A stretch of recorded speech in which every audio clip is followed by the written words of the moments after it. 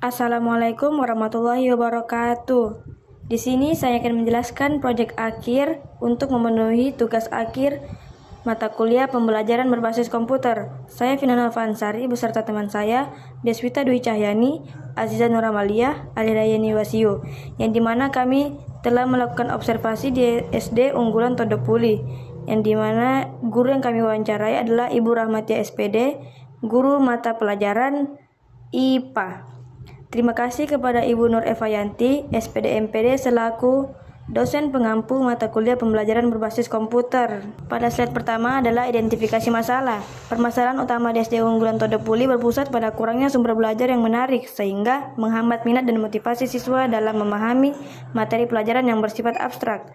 Media pembelajaran yang digunakan saat ini belum sepenuhnya mendukung ketercapaian tujuan pembelajaran, terutama pada mata pelajaran IPA yang membutuhkan visualisasi konkret seperti pada materi organ tubuh.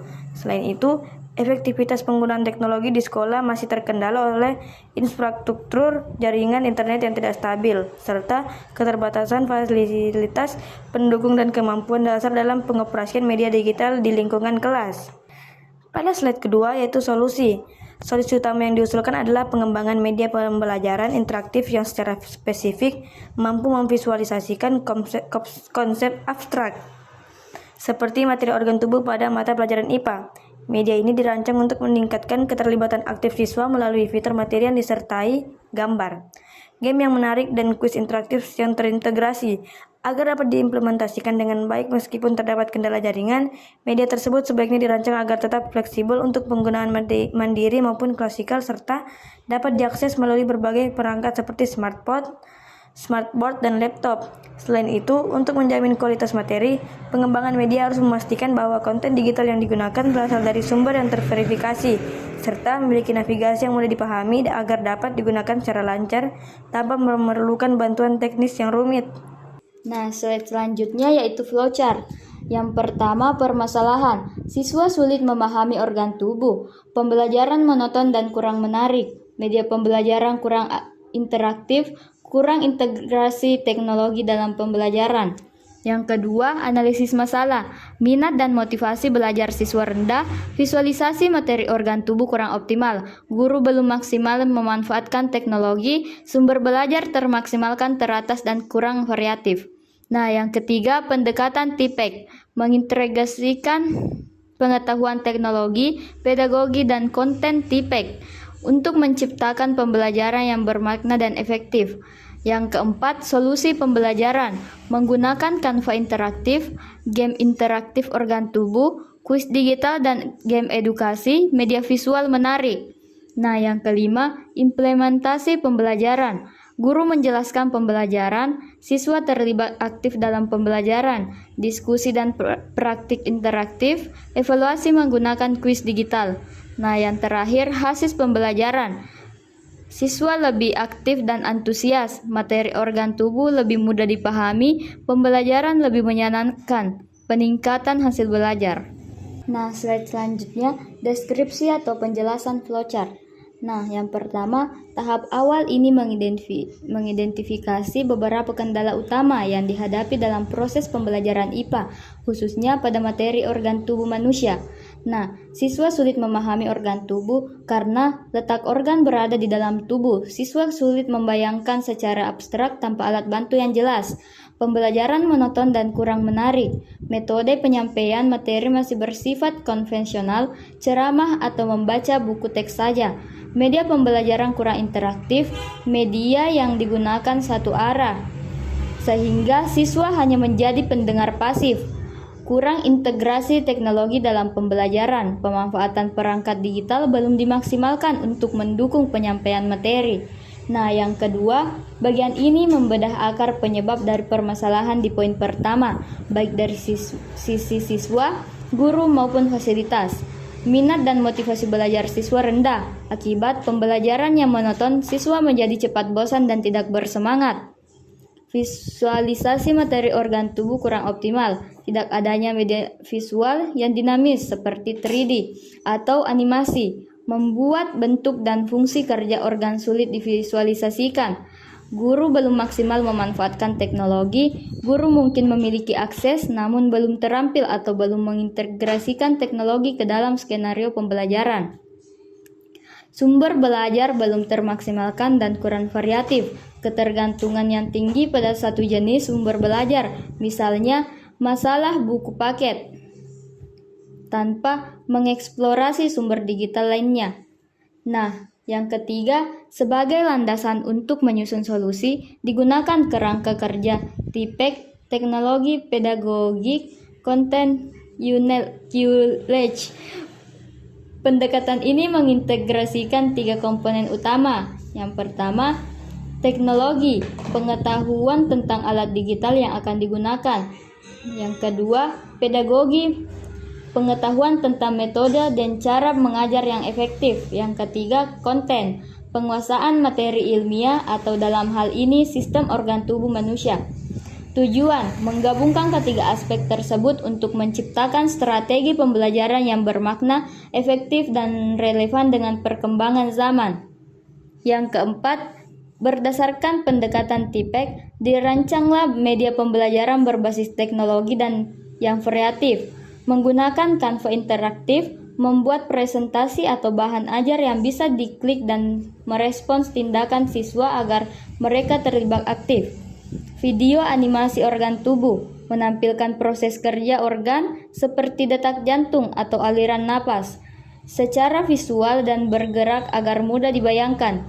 Kuis digital atau game edukasi, menggunakan platform interaktif seperti Kahoot atau WordWall untuk menguji pemahaman dengan cara yang seru. Media visual menarik, menyediakan infografis atau gambar berwarna dengan resolusi tinggi mengenai anatomi tubuh. Yang kelima, tahap ini merupakan langkah-langkah penerapan solusi di dalam kelas, proses flow mengajar dari kiri ke kanan. Yang pertama, guru menjelaskan materi. Guru memberikan pengantar dan konsep dasar menggunakan media visual yang menarik. Yang kedua, siswa terlibat aktif dalam pembelajaran. Siswa berinteraksi langsung dengan media atau alat peraga pembelajaran anatomi tubuh yang disediakan. Yang ketiga, diskusi dan praktik interaktif. Siswa bekerja dalam kelompok untuk memecahkan masalah atau membahas cara kerja sistem organ. Yang keempat, evaluasi menggunakan kuis digital. Di akhir sesi, guru mengukur pemahaman siswa menggunakan kuis digital berbasis game secara real time. Yang keenam, tahap akhir yang menunjukkan dampak positif setelah seluruh rangkaian solusi dan implementasi di atas diterapkan.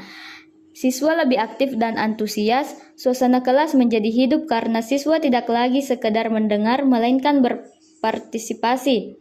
Materi organ tubuh lebih mudah dipahami, visualisasi yang baik memangkas sifat abstrak dari materi biologi ini.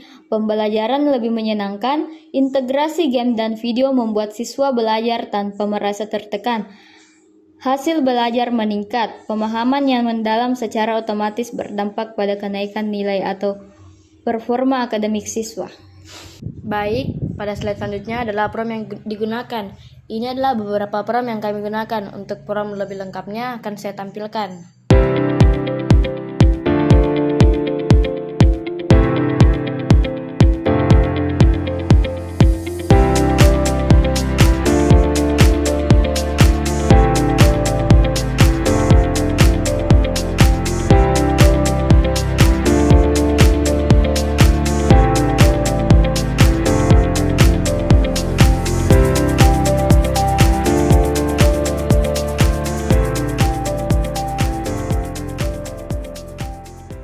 Baik, untuk tampilan codingnya adalah sebagai berikut.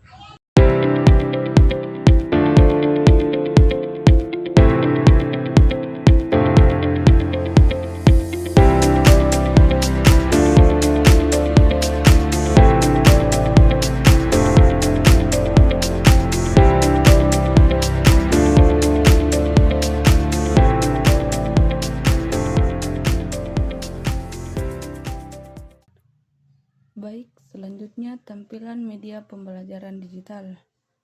Nah, di sini inilah tampilan awal media pembelajaran digital. kalian bisa scan barcode yang ada di sini. Setelah itu, setelah kalian scan barcode, maka tampilannya akan seperti ini. Nah, di sini saya akan menjelaskan cara menggunakan media pembelajaran. Nah, tampilan awalnya itu seperti ini. Kalian bisa mengklik gambar yang pertama. Nah, setelah kalian mengklik gambar, maka ada penjelasan tentang organ tubuh, yaitu jantung. Nah, selanjutnya pun seperti itu. Akan ada penjelasan mengenai organ yang kalian klik pada gambar tersebut. Seperti ini.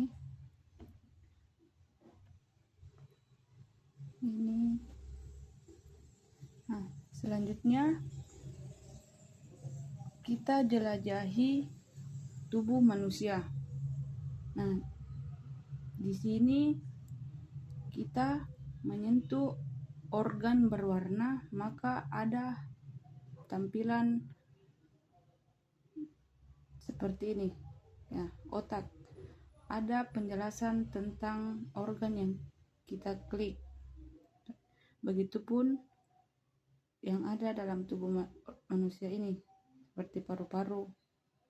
Dia muncul ketika kita mengklik organ tubuh tersebut. Nah, selanjutnya terdapat games. Nah, di games ini kita mencocokkan organ mana yang cocok dengan fungsinya, seperti hati atau otak kita. Nah, jika benar maka tampilannya seperti ini. Ketika salah akan menjadi seperti dia tidak seperti yang tadi ketika benar. Nah, selanjutnya ada penyakit. Nah, di sini penyakit pada organ tubuh dan cara pencegahannya. Yang pertama, jantung. Ada beberapa penyakit pada jantung dan beberapa juga pencegahannya. Begitupun paru-paru, otak, lambung, hati, dan ginjal. Nah, selanjutnya ada kuis interaktif. Nah, ada beberapa 10 nomor kuis. Yang pertama, nah, ini tampilan ketika salah. Yang kedua, ini tampilan ketika benar. Begitupun seterusnya. Nah, selanjutnya info guru. Di sini terdapat 3, integrasi TP/ACK, sintak deep learning, dan sintak media pembelajaran. Di sini kita melihat ada beberapa penjelasan dari ketiga info guru ini.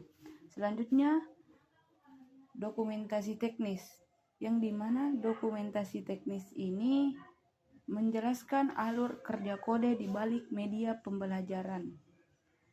Yang pertama ada stack teknologi, ada 3 poin. Selanjutnya arsitektur aplikasi, ada 3 poin juga, dan alur interaksi pengguna. Sini juga menjelaskan fitur-fitur yang digunakan dalam media pembelajaran ini, ada stage management, dan yang terakhir event handling. Baik, dan ini adalah bukti wawancara kami bersama Ibu Rahmatia di sekolah SD Unggulan Todopule.